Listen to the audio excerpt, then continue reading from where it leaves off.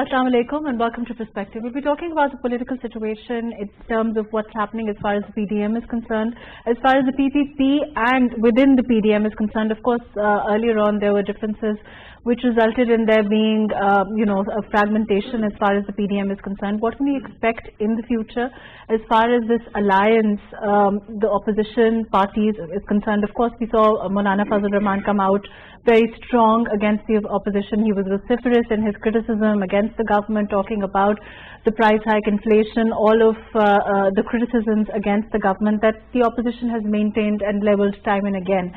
But will the opposition be able to maintain the kind of unity that they need for there to be, for them to be some kind of a real threat to the government? That remains to be seen. We'll be talking about that. We'll also be talking about the economic challenges that, of course, at this time the government is grappling with, regardless of whatever the opposition does or does not do. How does the government deem to deal with those challenges in the next 2 years?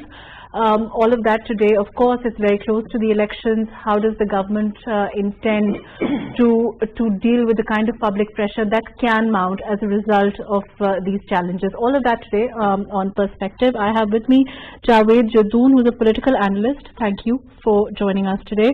We also have with us Barrister Abdullah Mumtaz, who is leader PTI. Thank you for joining us today. And Faisal Kareem Kundi, who is with the PPP. Thank you for joining us today. Javed Sahab, like I said, like we were earlier talking about, there seems to be this, as far as the opposition is concerned, and we discussed this before also, it didn't have the kind of momentum, it couldn't, have the kind of momentum that was needed for them to really be a challenge for the government. Of course, time and again, there has been this grouping, there has been under the umbrella of the PDM, sometimes with the PMLN leading, with Maulana Fazlur Rahman, of course, at the helm of affairs. But how do you see the situation, even if you look at what is being said today, not only by Maulana Saab, but also by, other leaders of the PDM? The narrative that they have tried to give forward, from vote ko izzat do to price hike, inflation, all of those things. How do you see it? Thank you very much, Mahrukh. I think it's quite obvious that the combined opposition has not been able to find the traction as far as the movement is concerned, because they have been trying really hard to get the people on the street, and I think we have seen a very pathetic kind of demonstrations they have held so far across the country.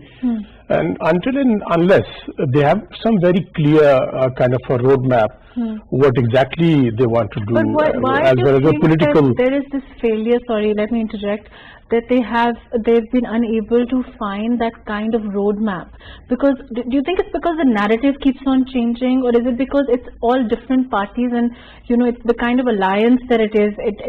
It can't hold. Is it that? What is your opinion? Mahrukh, I think it's because of the paradoxes they have, and in particular, I would like to mention the paradoxes which PMLN is suffering right now. Because we have been talking in these talk shows that PMLN is primarily bogged down in two narratives. One, of course, being spearheaded by Shahbaz Sharif camp, and other being spearheaded by the Vice President of the party, Maryam Nawaz Sharif. And people at large really don't understand what exactly PML stands for right now. Whether they would like to go for the kind of narrative which is being propagated by Shahbaz Sharif, which is the narrative of reconciliation, and the other narrative at the same time which is being propagated by Maryam Nawaz is not to have any kind of reconciliation, and taking into considerations very recent public statements and press conferences she's made, she ruled out practically any kind of in-house change, while on the contrary, Shahbaz Sharif was probably trying to gather the opposition parliamentarians in the National Assembly, or probably they were looking forward to have a kind of a platform where they could challenge the government, the sitting government in Islamabad, and table at least a no confidence motion against the Senate chairman. I mean, as so far the press reports go. But I think because of their contradictions and paradoxes, they're literally paralyzed. Lack of clarity. They are literally paralyzed because of the lack of clarity. And the second party, which is the JUI, and I think the alliance is being basically led by Maulana Fazl Rahman. Maulana Fazl Rahman is also blow hot and blow cold. So unfortunately for them, that even after so much of deliberations and so much of kind of a strategy narrative they have been trying to sell to the people of Pakistan, that they would like to hold massive public rallies, at least in the provincial capitals, nothing happened. So why the government should be worried about as far as PDM is concerned? And we have seen recently that PTI was able to sail through with so many of legislations in the National Assembly in the joint session of the Parliament. And I think, in my personal opinion, PDM was more banking on some kind of a wink from certain quarters, which I believe never happened. And I think it ultimately ended with a whimper rather than with a bang. Right, let me come back to you. I'm going to go to Javed, Barrister Abdullah Mumtaz. Barrister, overall, of course, you don't seem to be at this time, the PTI doesn't seem to be suffering from any great threat at this time from the opposition. But regardless of that, there are challenges that the government faces in the face of inflation, price hike, all of those things, which I think, should be of concern. And we've seen, of course, the Prime Minister take notice of it numerous times. But at this time, how do you see, how does the government feel about, how does the government intend to deal with this, considering that now it's nearly the 4th year, and people, the voters, there is general concern. Wouldn't you agree? Mahrukh, thank you for inviting me on your show. And first of all, I'd like to say that the government of Pakistan is not at all concerned about the PDM and its narrative. And I completely second what Javed Sahab has just told us about their failure to gain traction in Pakistan, their kind of politics. As far as the PTI is concerned, my Prime Minister Imran Khan's government is planning, inshallah, to complete tenure, the 5-year tenure. In fact, Imran Khan Sahab will be the first Prime Minister to complete his 5-year tenure. That in itself is an accomplishment. In terms of the financial challenges, yes, I do agree there are many challenges that Pakistan is facing at present. But if you were to see the global scenario and the regional context itself, inflation is something that is affected worldwide, especially if you look at next door Iran, if you look at the India next door, the price of oil itself is gone up to $78 per barrel. It is expected to go up to $100 per barrel. So in terms of inflation globally, it is the government's case that in Pakistan inflation is still at the lower end as compared to outside. But then again, yes, we do understand that it has ramifications and impact on people. Here. Do you think that the people, of course, how much of a reality that is, and there is, of course, across the board inflation, or we've seen, the world suffer from, perhaps, Pakistan would suffer more, nations like us, economies like us are more vulnerable, there is no denying that. But do you think that the voters are buying this? This narrative that the government is putting forward, that look, things are really bad all over the world, so you suffer with them, we're trying to do the best we can. Do you think that your voter is still buying it?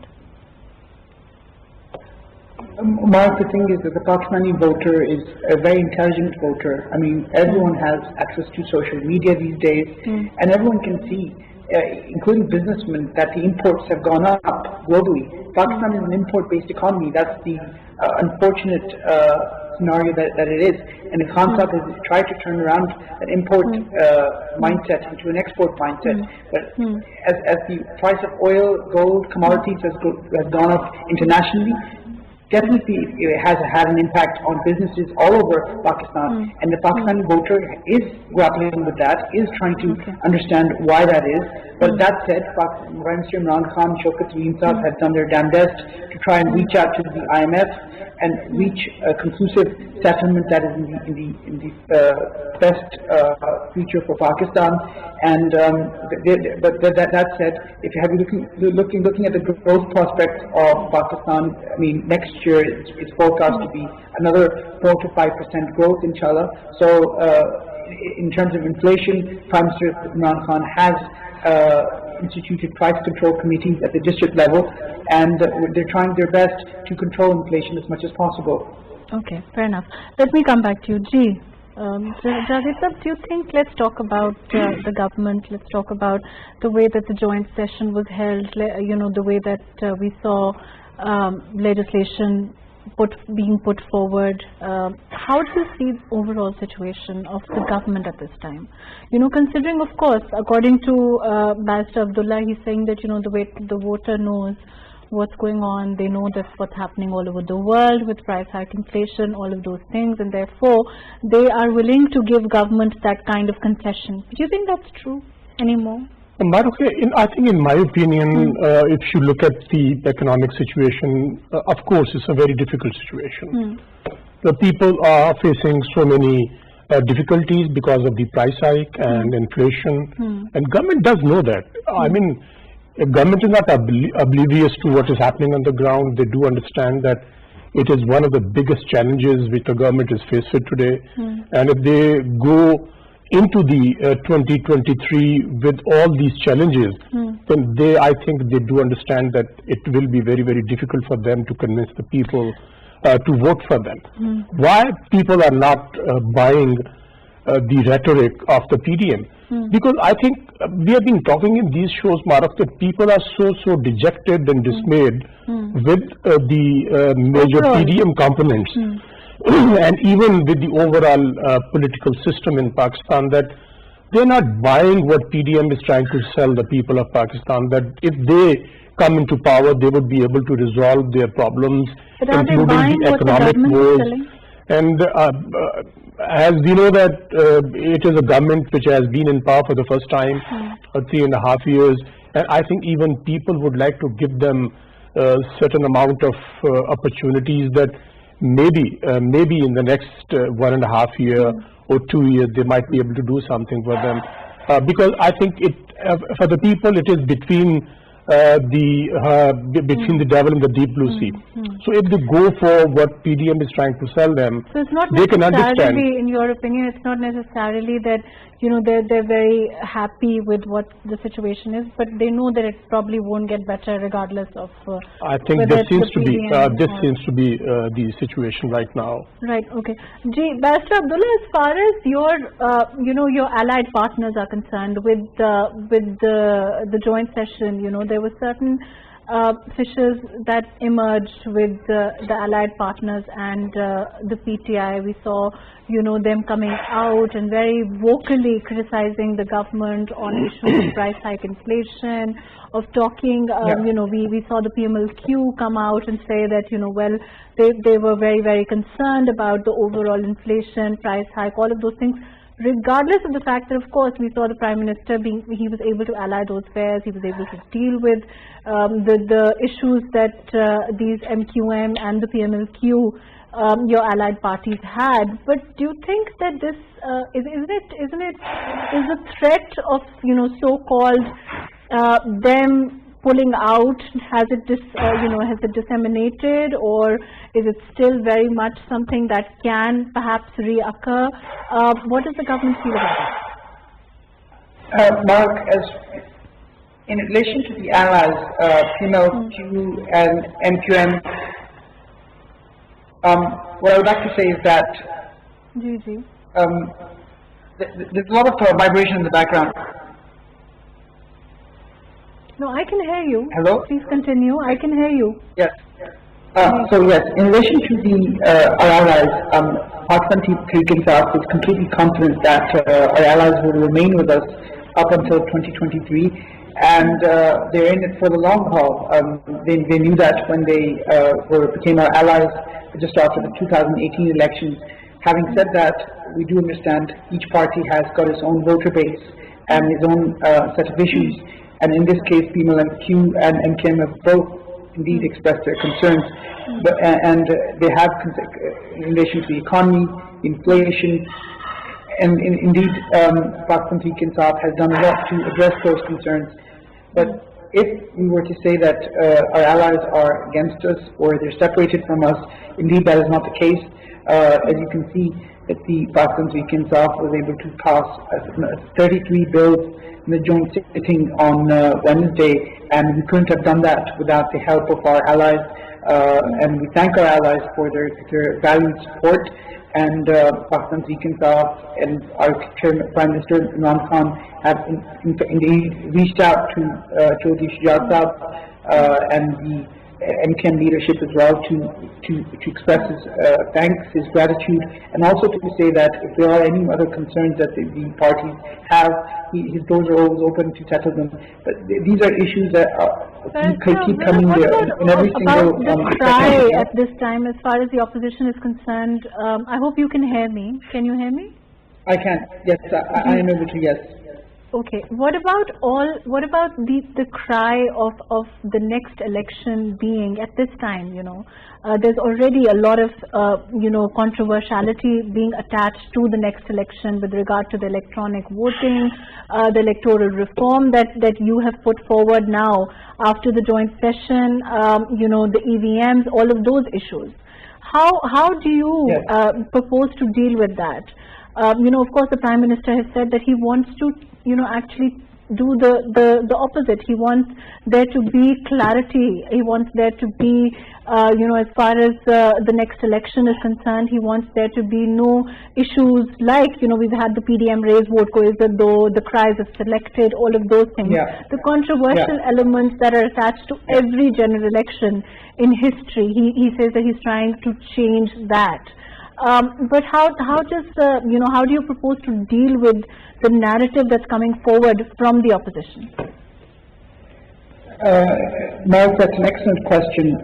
The only reason Prime Minister Imran Khan tried to instituted the EVMs and the electoral reform process was to do away with this allegation that keeps popping up after every election, that the election has been rigged. And if you look at Pakistan's history itself, after 1972, every single election after that election has been alleged to have been rigged by the party that has lost. So Prime Minister Imran Khan wishes to break that vicious cycle, and that is one of the reasons why he formed that committee to look into and research electoral reforms. And EVMs were proposed. Indeed, EVMs are used all over the world. They're used in America, they're used in India next door. So he tried to use modern technology to help the electoral process.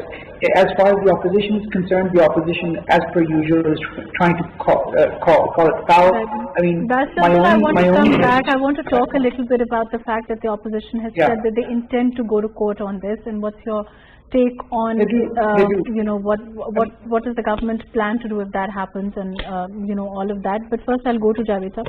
Javed Sahab, overall, as far as the situation at this time is concerned, how do you see this issue of electoral reform, the EVMs? Because we know what the stance of the election commission is, which is very important.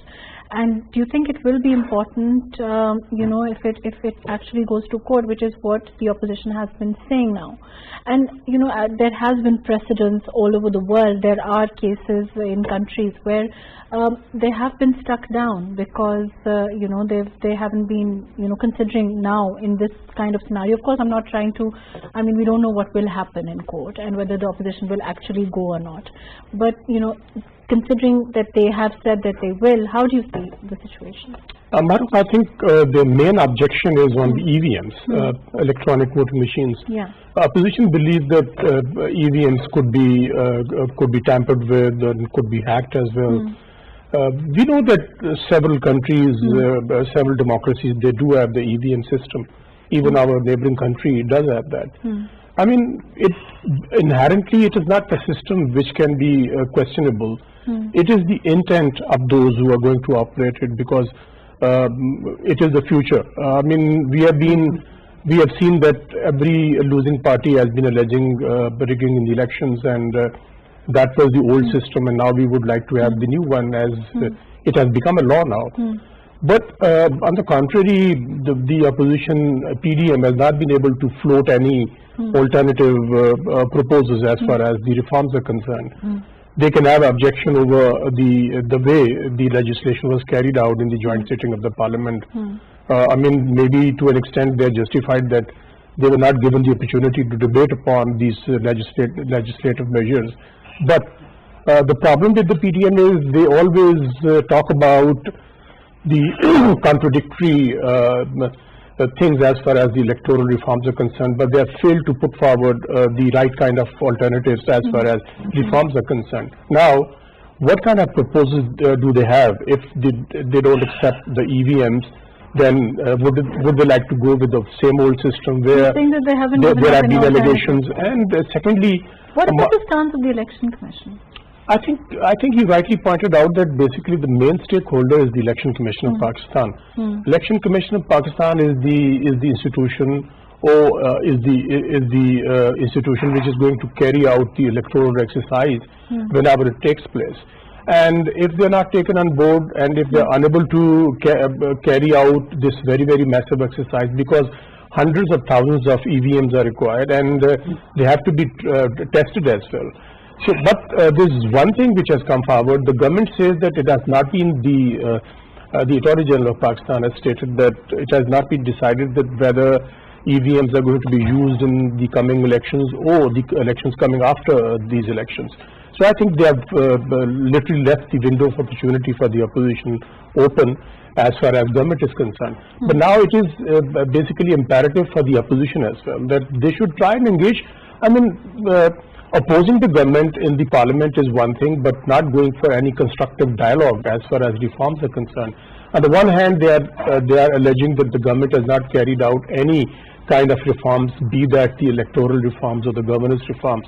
But on the other side, they simply they do not want to engage the government, or even at times government is trying to engage with the top leadership. They say that, well, maybe they believe that there's a change in the offing, and because of that, that perceived change, because they believe that they started believing that something is happening, particularly in the aftermath of 6th of October notification of the ISI appointment of the ISI chief, they started reading too much into the situation. Do you think I think that was the mistake. Do you think it's because they're constantly waiting for some sort of signal from, you know, and there's always this talk of a signal, or there's this talk of the establishment, or there's this talk of, you know, some third force which the opposition comes up with, instead of, you know, ever really giving any alternatives or playing a part as an opposition, as a, you know, credible opposition that comes forward with alternatives. Unfortunately, we don't really have a history of that in our politics. We don't have that, and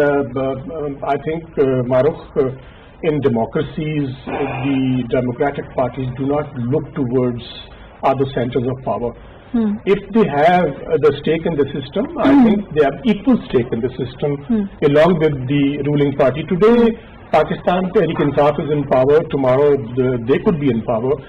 And if they start doing what they're doing, they start looking towards the other centers of power and even try and get them involved in the whole political games. Which is what invariably has happened. Very destructive for the whole political fabric, and people are very wise because of the 24/7 media in Pakistan. I mean, it is very hard to understand that why PDM believes that we are living in 17s and 80s. It is the 21st century, and we are well into the third decade of 21st century.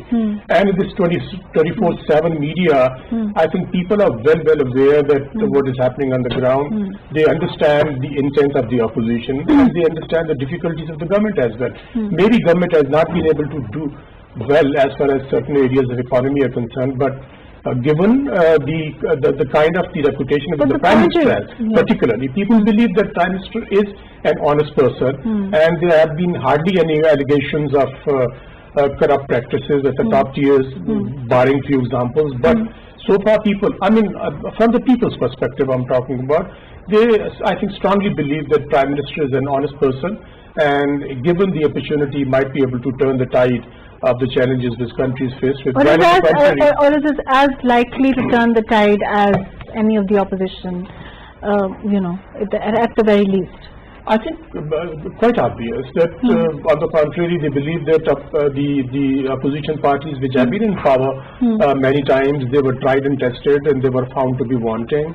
And if they do not have right now any vision of the future of Pakistan, why they expect that when they come into power they would be doing differently and they would be able to resolve their problems as far as the economy is concerned, the poverty is concerned, the delivery of social services is concerned, healthcare and education is concerned, because these are the major concerns, Mahrukh, for the people of Pakistan. I mean, other political gimmicks and other political rhetorics are hardly have hardly any attraction for the people of Pakistan. But they talk about vote ko izzat do, but they are unable to make the people understand what exactly it stands for. What people want is to have certain steps or measures which the opposition could propose. Well, when they come into power, if they are able to resolve their outstanding issues, I think people might start looking towards them. But so far, I think I don't see any challenge to the government in Islamabad or in Punjab or in KP. The challenge is for the PDM, not for the government right now, and particularly somehow get that kind of unity. I think they need at this time. They don't have that. They don't have that unity. PPP is of course cooperating with them inside the parliament, but outside the parliament they have got their own separate ways.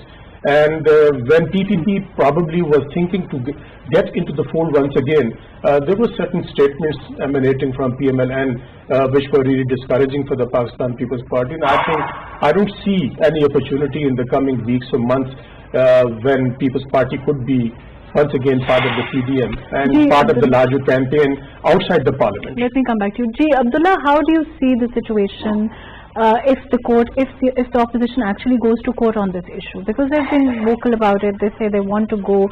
They say that the government, according to them, as Shahid Khan Abbasi also said that, it's according to them, they say that the government, it's a conspiracy to rig the next election. All of the things that the opposition has been very vocally critical about. Yes, Mark, my first submission on this point would be that matters that are electoral should remain in the electoral field. As politicians, we should try and deal with as many matters as we can in the political field and try to pass over as few things as possible over to the courts. Because the way how elections should be conducted, the matter, the form, the substance, is not something that our judges are equipped to decide. Yes, they'll look at the Constitution, but what our Constitution in itself is actually silent on the methodology of elections. So if the opposition was to change its strategy and then end up going to court, naturally the Pakistan Tehreek-e-Insaf and the Attorney General will be resisting any application to undo what it has won in Parliament on Wednesday. And I second what Javed Jadoon Saab has said.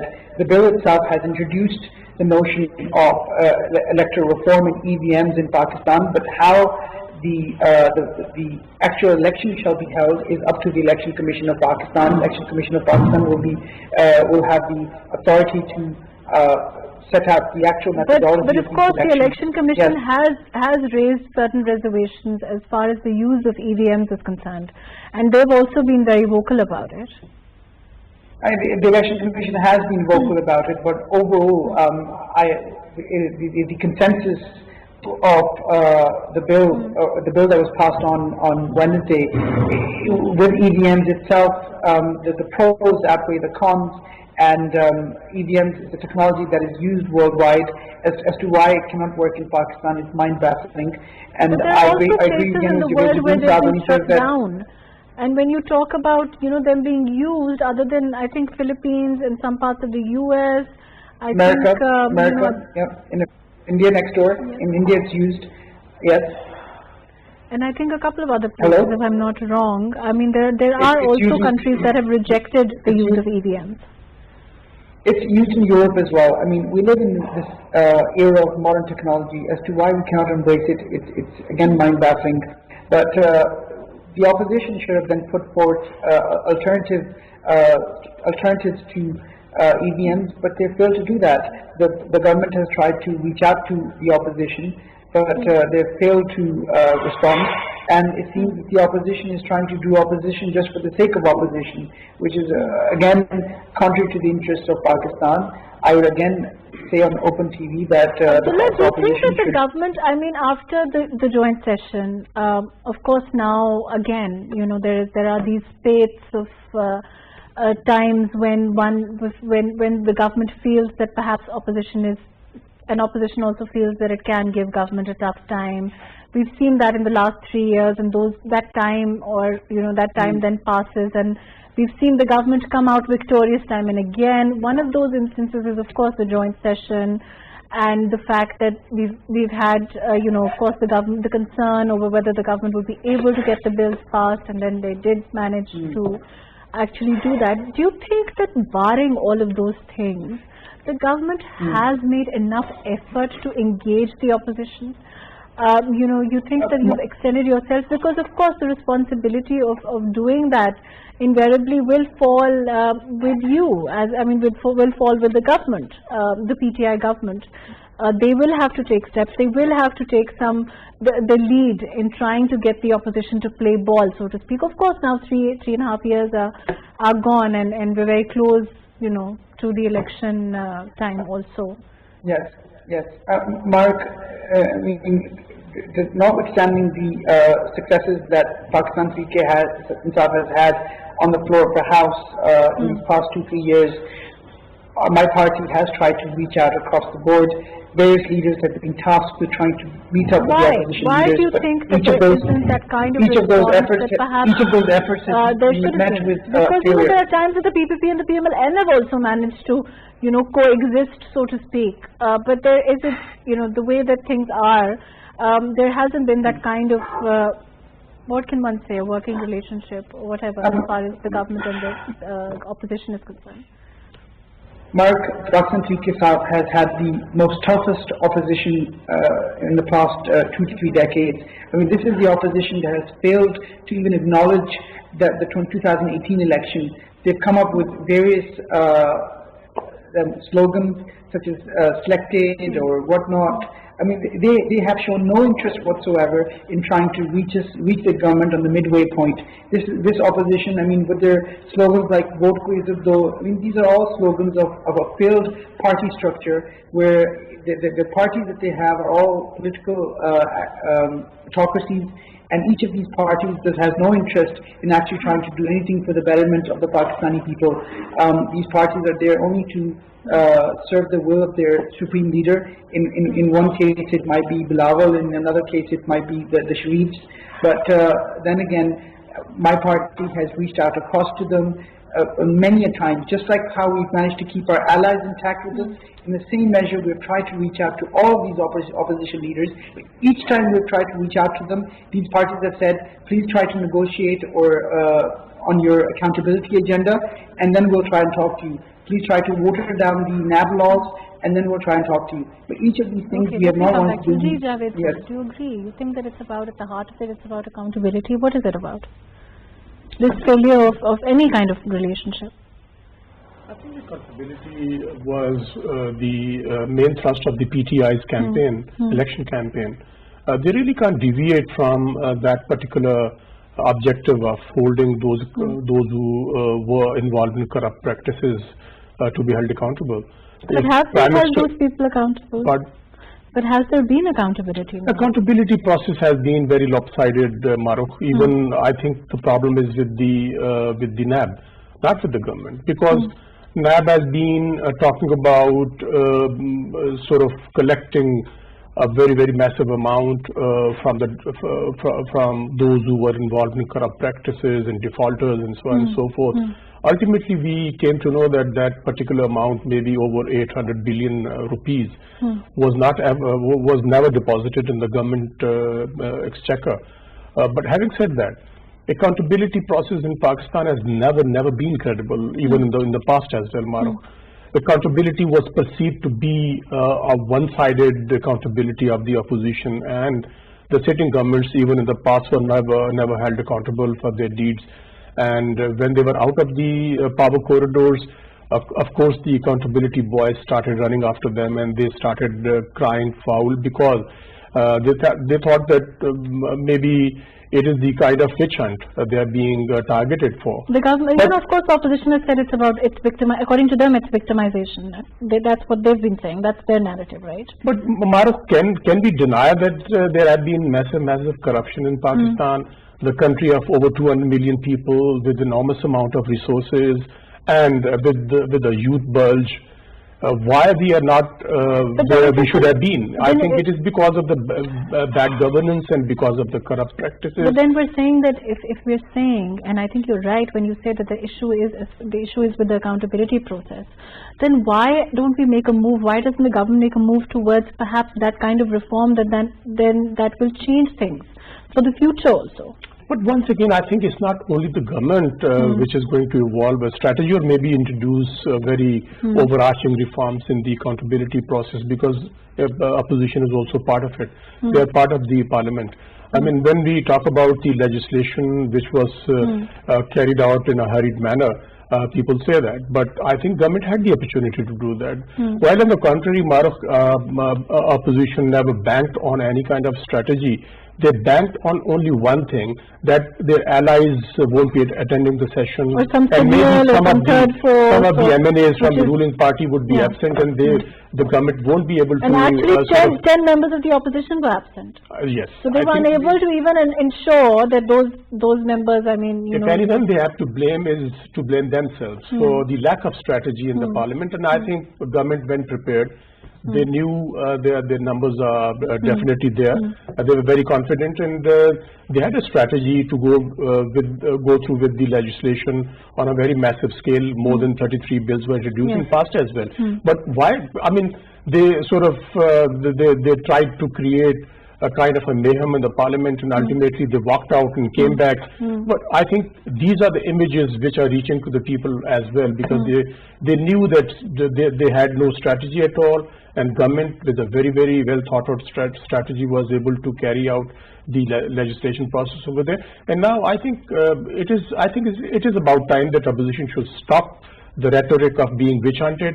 They should, I think, how you can carry out the process of legislation and changes in the process of accountability.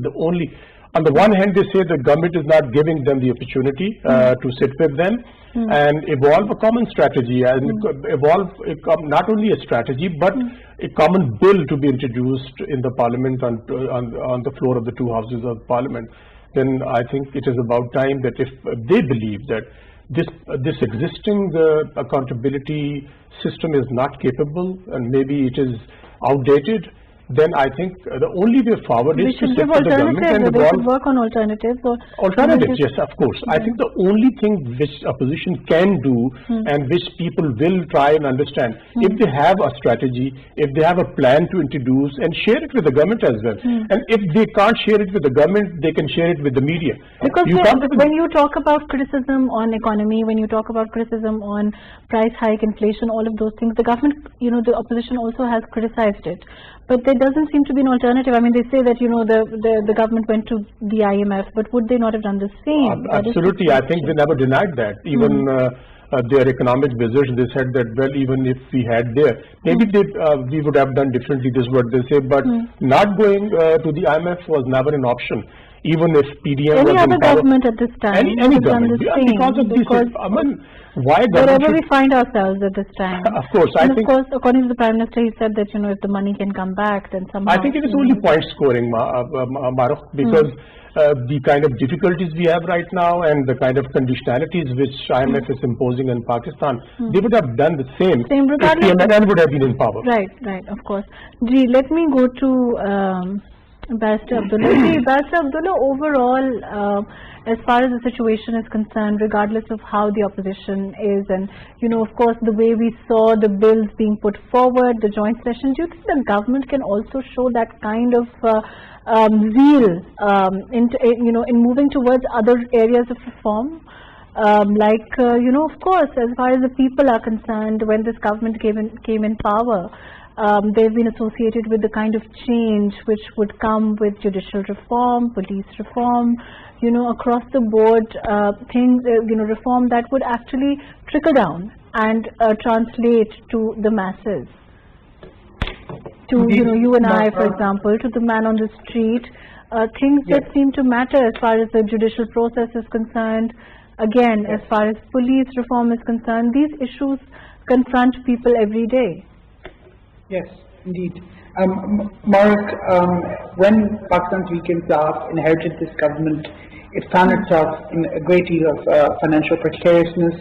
The coffers were literally empty, and the first 6 to 8 months were spent in securing its financial position worldwide, in trying to reach out to the financial institutions.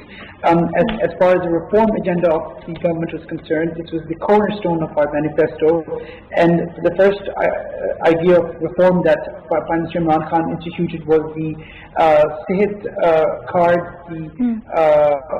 the poverty alleviation program, which he instituted with Sania Minister being in charge.